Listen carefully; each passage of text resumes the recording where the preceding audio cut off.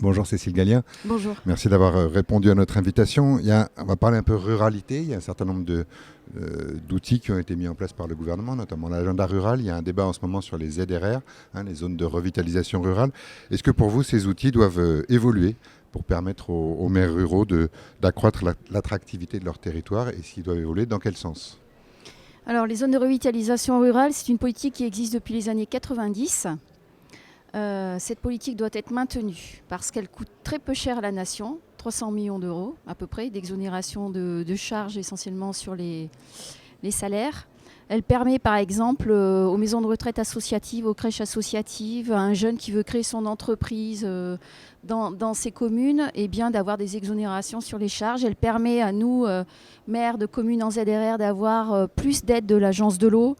Elle a des déclinaisons très importantes et au lendemain, alors qu'on s'interroge sur les transitions démocratiques, écologiques, économiques, qu'on prône la souveraineté alimentaire, où produit-on dans les espaces ruraux? Qu'on prône la construction, le développement d'énergie propre, des énergies renouvelables, on peut le faire beaucoup, essentiellement dans les espaces ruraux. Alors donc cette politique, elle peut être réformée parce qu'il y a des communes qui, par le nouveau critère d'intercommunalité, sont sorties des ZRR.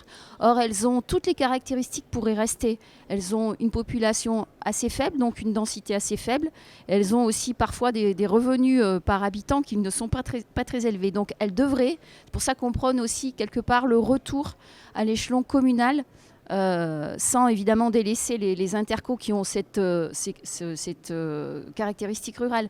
Sur l'agenda rural, il y a eu quand même des choses de faites. Le binôme maire-préfet. Il y a eu la non-suppression des petites lignes, voire l'ouverture de lignes ferrées la nuit.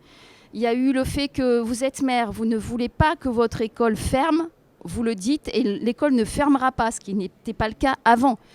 Mais il y a un certain nombre de choses, en numérique aussi. Enfin, il faut regarder quand même il y a presque maintenant 2500 maisons France Service en France. L'idée, c'est quoi? Parce que depuis 25 ans, nous n'avions plus, dans nos bourgs-centres et en proximité, de permanence avec la CAF, la CARSAT. Enfin, nous n'avions plus rien. Donc là, c'est remettre au cœur des territoires des services. Et avec ce tout numérique qui est vraiment compliqué pour beaucoup de Français, jeunes et moins jeunes, ces maisons France Service, ça leur permet de rentrer dans la maison et d'en sortir avec la solution qui a été trouvée, la démarche qui a été faite. Le travail n'est pas terminé sur l'agenda rural. Il va y avoir une deuxième mouture. Il y a évidemment les sujets de santé, l'accès à la santé qui se pose en ville comme à la campagne. Il y a l'ascenseur social que doit être l'école. Le travail n'est pas encore, et loin s'en faut, abouti.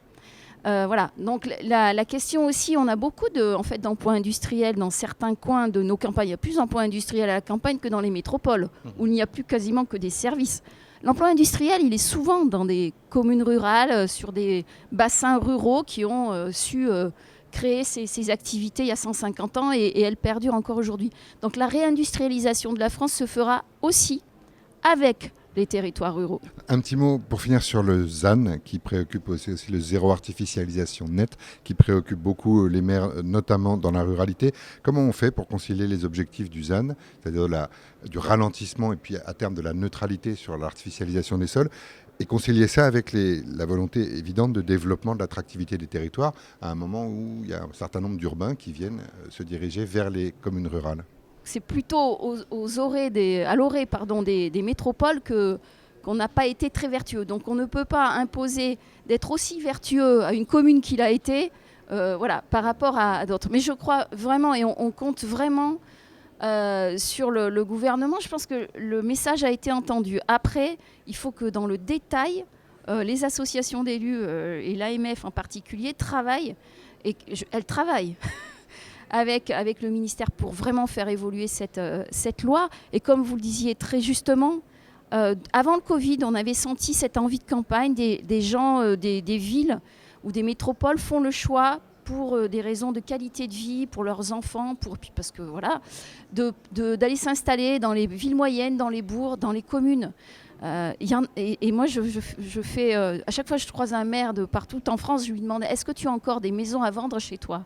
C'est impressionnant. Il n'y a quasiment plus aucune maison vacante dans nos campagnes. Donc il faut quand même qu'on ait des droits à construire pour les jeunes qui vont vouloir construire une petite maison. Alors, ils ne vont pas construire sur 2500 mètres carrés comme jusqu'à présent. Ils vont construire sur un terrain un peu plus petit. Mais il faut qu'on nous autorise à avoir des droits à construire. Il faut qu'on nous autorise aussi à pouvoir dire oui aux industriels ou aux porteurs de projets économiques qui font le choix de s'agrandir dans nos espaces ruraux ou de venir créer une entreprise. Eh bien, merci beaucoup de ces C'est moi réponses. qui vous remercie. Bonne journée.